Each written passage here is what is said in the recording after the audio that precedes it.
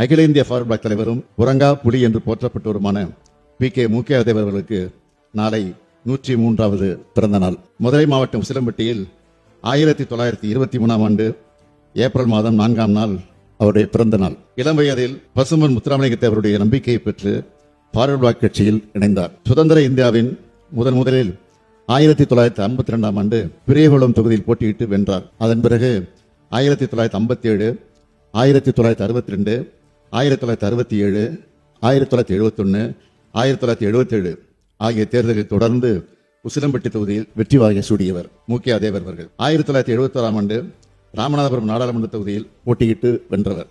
ஒரே தொகுதியை தொடர்ச்சியாக வென்று மக்கள் நாயகனாக வளர்ந்தவர் அவர்.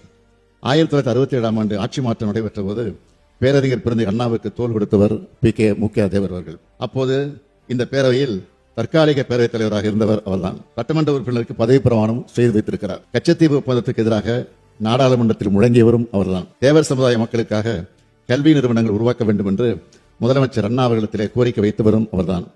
அதனால்தான் கமுதி, உசிலம்பட்டி, மேலநீதிநல்லூர் ஆகிய இடங்களில் கல்லூரிகள் கழக ஆட்சியில் அமைக்கப்பட்டது.